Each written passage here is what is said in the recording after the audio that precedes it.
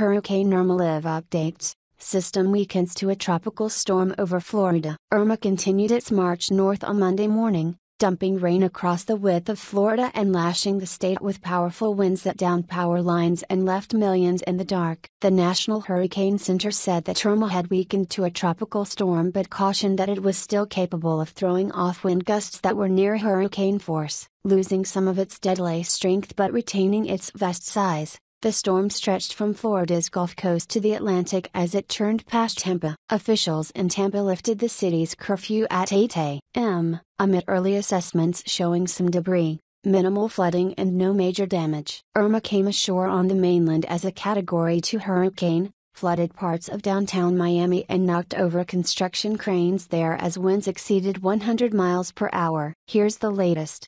As of 8 a.m., the storm had maximum sustained winds of 70 miles per hour and was moving north-northwest about 30 miles northeast of Cedar Key, Florida, a small island city near the state's northwest coast. Forecasters expect it to stay inland over Florida as it heads into Georgia, before moving on to Alabama and Tennessee. At least 4 people in Florida have been killed by the storm. It has left at least 27 people dead across the Caribbean. The National Weather Service reported Monday that flooding from a storm surge in Jacksonville had exceeded an all-time record set by Hurricane Dora in 1964. As many as 5.8 million customers are without power across Florida. The full extent of the damage is not yet known. Sign up for the morning briefing for hurricane news and a daily look at what you need to know to begin your day. Tampa is looking good, its mayor says. Mayor Bob Buckhorn of Tampa, who on Sunday warned residents that the city was about to get punched in the face, said on Monday that the city had been spared the storm's worst. "It's looking good, Mr. Buckhorn said. "The first blush is that not only did we dodge a bullet, but we survived pretty well. Not a lot of flooding. Tree removal, debris, don't want to say it's negligible, but it's manageable." The city was again spared from a direct hit by a hurricane, as has been its good fortune for more than 90 years running. How? Because we live good lives, because we only get drunk once in a while, Mr. Buckhorn joked. "No, I don't have an answer for that." Retreating water alarms observers. Suddenly, the water went away. In the Bahamas, in Tampa Bay and in Naples, observers were shocked to see the waters that usually lap against the shore recede into the distance. On social media, people reacted with incredulity, noting that the water had disappeared where whitecaps were just hours before on Sunday in Tampa Bay. James Spann, an Alabama meteorologist and weather blogger, reacted sternly to a photograph on Twitter of people playing in the sand exposed by the retreating water. "The water will come rushing back with a vengeance," Mr. Spann said on Twitter. "They won't have time to get out when it begins." On Twitter, Gov. Rick Scott issued an urgent warning to stay away from the water. "Do not go in. The water will surge back and could overtake you." Chris O'Donnell, a reporter with the Tampa Bay Times, later reported that the police had cleared people from the shore well before the water came back. The phenomenon of water being drawn off by the power of Hurricane Irma is known as a negative surge. As Mr. Spann warned, that odd condition will not last, and will become dangerous. Michael R. Lowry, a scientist with the University Corporation for Atmospheric Research, a nonprofit education consortium,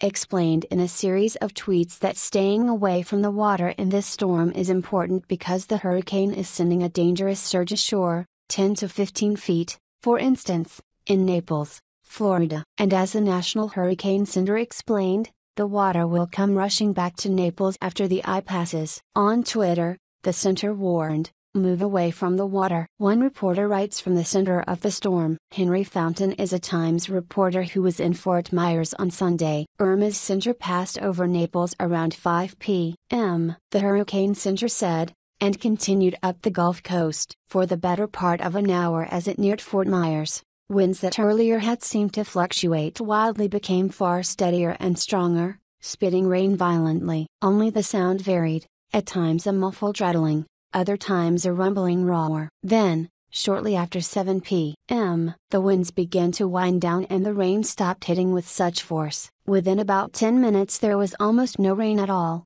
and the palm fronds that moments before were streaming horizontally were now waving in a light breeze. Even though dusk was approaching, the sky lightened considerably. The center of Irma had arrived. It stayed that way for about 20 minutes, long enough for a few people at one Fort Myers hotel to sneak outside, marvel at the calm, and breathe in the tropical air. Then the wind started to pick up again, blowing in the opposite direction. After tearing through the Florida Keys and making landfall along the state's southwest coast, Hurricane Irma crawled up the middle of Florida late Sunday night, slowly spinning toward the Tampa region. After days of frantic preparations, residents in Tampa were bracing for Irma's arrival early Monday, weaker than expected but still packing wind gusts of about 100 miles per hour. The storm, which was downgraded to a Category 1 hurricane, continued to lose strength as it pushed inland, but its reach extended from South Florida to Jacksonville. It was expected to remain a hurricane through at least Monday morning,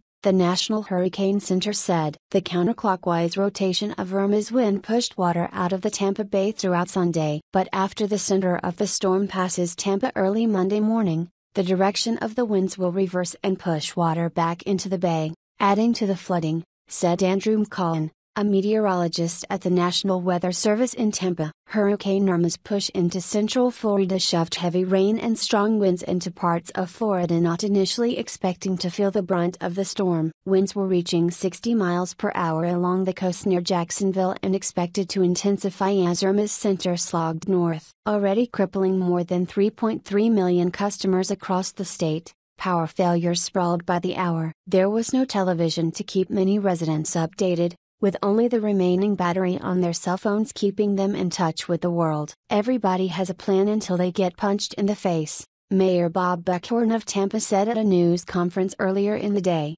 paraphrasing Mike Tyson. Well, we're about to get punched in the face. Here's the latest.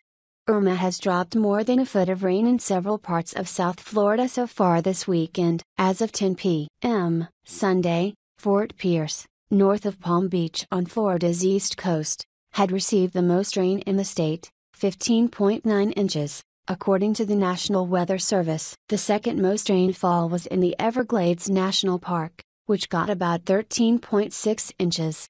Naples and Marco Island, where Hurricane Irma made landfall on Florida's Gulf Coast on Sunday, registered the strongest winds in the state during the storm. They topped out at 142 miles per hour in Naples and reached 130 miles per hour in Marco Island, according to the National Weather Service.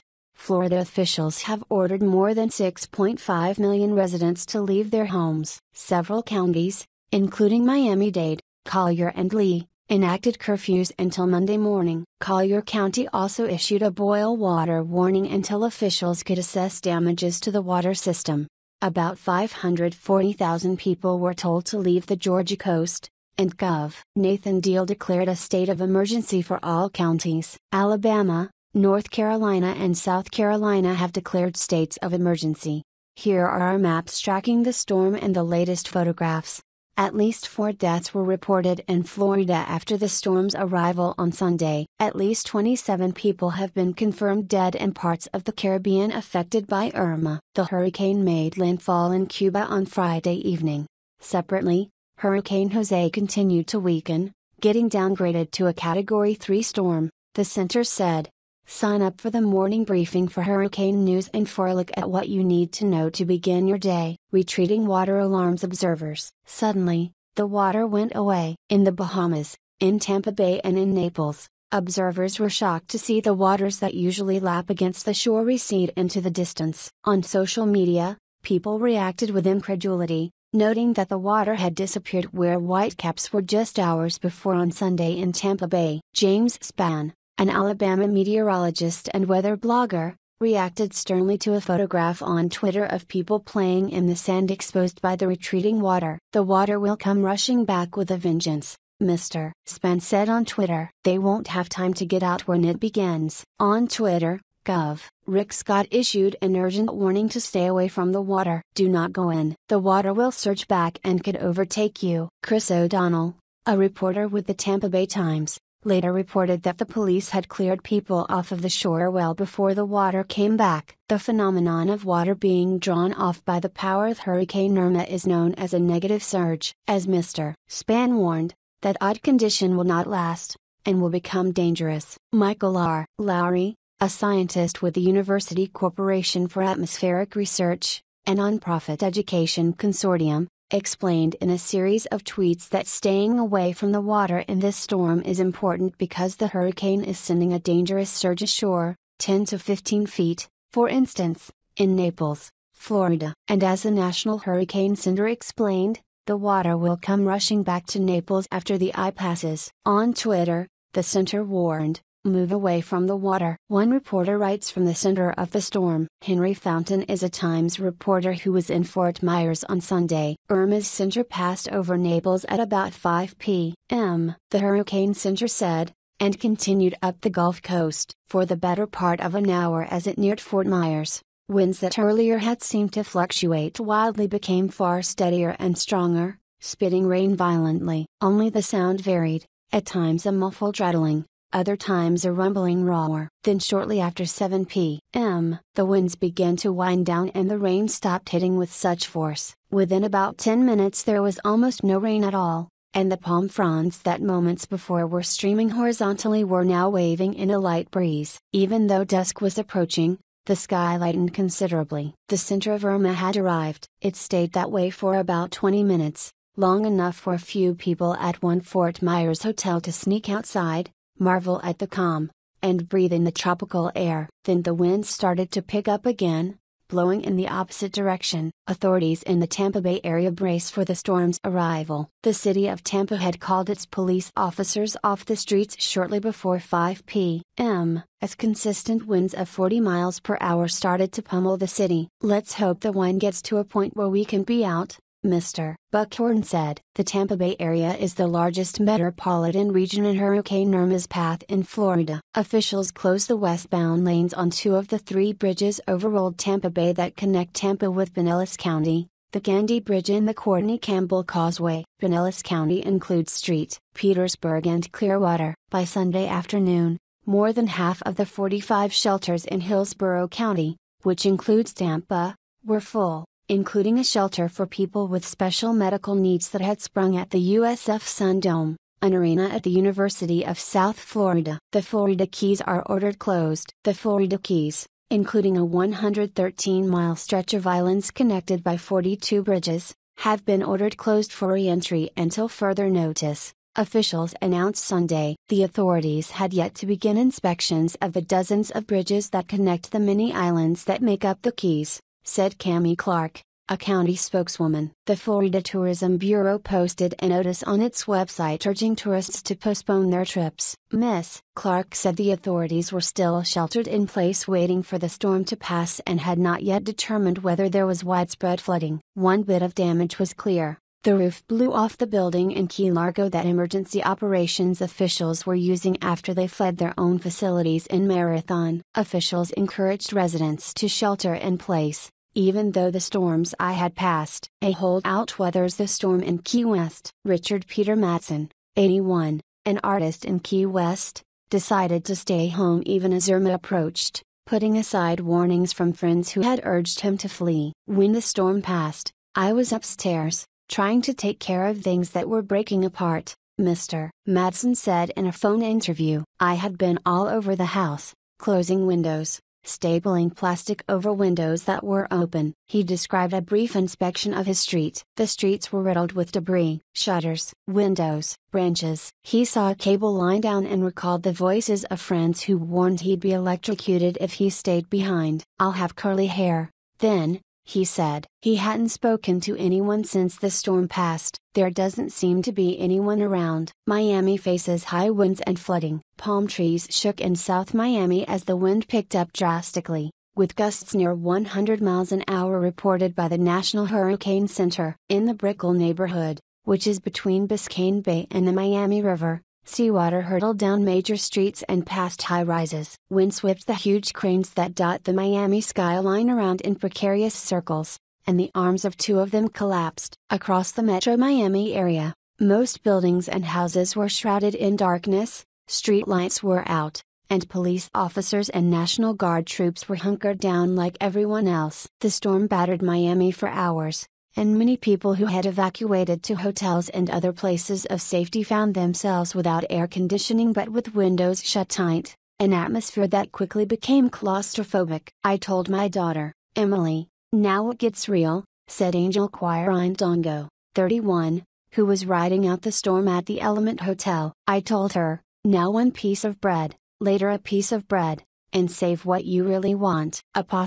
Despite the flooding and whipping winds, many in Miami expressed relief as the path of the storm veered toward the west coast. A Jacksonville resident no longer fears hurricanes anymore. "I'm scared of the tornadoes." Glenna Vega thought she had it together on Friday as the storm barreled toward Florida. Jacksonville, where she lives, seemed so far from the threat and the chaos. But then the track got closer to her adopted city and a switch went off. "I knew that things started to go bad when I started vacuuming the drapes yesterday," said Miss Vega, a professor at Florida State College. "I cleaned everything up. The house is cleaner than it is ever going to be." She said she cooked a chicken, kale and quinoa soup and a meatloaf. "I've been good, eating the fruits and veggies," she said, adding, "I did cave last night and bought a bag of Oreos. I dove into them today." By Saturday, she had ratcheted up her preparations and made her game plan for spending the night alone in her shutterless house, with Trouble, her cat. Jacksonville was hard hit by last year's Hurricane Matthew and she had an emergency tornado bag at the ready by the door. "I'm not scared of the hurricane anymore," she said. "I'm scared of the tornadoes." On Sunday morning, she began to analyze her own emotional path as the storm slowly neared. She realized that watching television was making her anxious, so she shut it off for the duration. Instead, Miss Vega read the coverage online and checked hurricane reports. As for her cat, she will grab him and put him in the closet with her, if need be. But if the forecasts grow bleak or tornadoes spread and she must flee, she is not sure she can put her cat in a cage in time. "If I have to leave the house with my tornado bag," she said, "I don't think Trouble is coming with me." Rescue teams get ready in Orlando. As the hurricane's winds and rains approached Orlando, where the storm intensified on Sunday afternoon, rescue teams on standby for missions were briefed about how to ride out the storm in the Orange County Convention Center, which sprawls across 7 million square feet. "When the hurricane hits, stay away from all of the windows," Robbie Cordobes, a safety officer for California Task Force 1, a specialized search and rescue team, told about 70 of his colleagues from the Los Angeles Fire Department. Mr. Cordobes, who said a previous storm had blown out some of the convention center's windows, added, "It's fun to watch that thing blow through, but just stay away." Cuba assesses the damage. Cuban citizens, urged by the government on Sunday to help with the relief effort, used machetes to hack branches off trees blocking major roads while soldiers used chainsaws. More than 1 million people were evacuated across the country, but most in the east and center of the island have returned home. In Havana, damage was light compared with elsewhere on the island, but people were trickling in as floodwaters had penetrated farther than forecast. Phones in Havana are working most of the time, but communications are completely down in many rural areas. Irma roars in, and all of Florida shakes and shudders. Miami, this is Sunday's overview of storm coverage. Read the latest with Monday's live updates on Irma. Ready or not, Florida found itself face to face with Hurricane Irma's galloping winds and rains on Sunday, as evacuees and holdouts alike marked uneasy time in homes and shelters from the Keys to the Panhandle, tapping their nearly dead cell phones for news they were frantic to hear but helpless to change. The hurricane rammed ashore at Cudjoe Key before whirling on the state's southwest and west coast on the first day of its sodden chug north, buckling 2 giant construction cranes in Miami and rotating others like clock hands, snacking on trees and power lines, and interrupting millions of lives. An apocalyptic forecast had already forced one of the largest evacuations in American history. Now it was time to find out what the storm would do, and whether the heavily populated cities of Naples, Fort Myers, St. Petersburg and Tampa were prepared. "Everybody has a plan until they get punched in the face," Mayor Bob Buckhorn of Tampa said at a Sunday news conference, paraphrasing the boxer Mike Tyson. "Well, we're about to get punched in the face." Having flattened a string of Caribbean islands and strafed Puerto Rico and Cuba over the last week as a dangerous Category 4 and 5 storm, Irma was downgraded on Sunday afternoon to Category 2, according to the National Hurricane Center. The center said that while the storm was weakening, It was expected to remain a powerful hurricane, with maximum sustained winds near 110 miles per hour, down from 130 meters (ph). On Monday, it was set to spin over northern Florida, with Georgia next in line. The sea was Irma's ally in destruction. In Key Largo, it annexed backyard pools. In Miami, it poured a salt river down Biscayne Boulevard, the city's main artery. In Naples and Tampa Bay, it pulled back from the shoreline, leaving waters so shallow that unwary dogs could splash around what remained. But that was only a prelude to a violent return. When the wind changed, scientists warned, the water would hurl itself right back to where it was, and then some. At least 4 deaths were reported in Florida after the storm's arrival on Sunday, adding to a death toll of at least 27 from its Caribbean rampage. More than 3 million people in Florida were without power, officials said on Sunday night. Officials along the Gulf Coast had believed they would be spared the worst of the assault until the storm's trajectory took an unfavorable westward bounce late in the week. After a Saturday spent hastily converting fortified buildings into shelters, they were hurrying the final preparations into place on Sunday. Curfews were declared in Collier County, which includes Naples, Lee County, which includes Fort Myers, and in Tampa, and officials said they would not be lifted until the storm cleared. Shortly before 5 p.m. Sunday, the Tampa police called officers off the streets as the city confronted consistent wind gusts of more than 40 meters (ph). The westbound lanes on 2 of the 3 bridges connecting Tampa with St. Petersburg were closed. Lest any humans decide to take the weather into their own hands, the sheriff's office in Pasco County, north of Tampa Bay, was telling local residents not to shoot weapons at the hurricane. "You won't make it turn around," the sheriff's office tweeted, "and it will have very dangerous side effects." Mid-afternoon in Fort Myers, it was hard to tell which was worse, the wind or the rain. The wind whipped the tops of palm trees around like pom-poms in the hands of a cheerleader. At one Fort Myers hotel, the rain pelted the building with such force that it came into rooms around window frames, stains spreading ever wider on the carpet. But the Keys, a collection of islands off Florida's southern tip, met Irma first. Images showed entire houses underwater. The flooding in Key Largo had small boats bobbing in the streets next to furniture and refrigerators like rubber toys in a bathtub. Shingles were kidnapped from roofs, swimming pools dissolved into the ocean. Still wide out, John Houston, a resident who had stayed, wrote in a text message to the Associated Press around lunchtime on Sunday. "Sent cold beer." Local authorities were still waiting out the storm before determining the extent of the flooding and damage. But one of Irma's casualties was indisputable.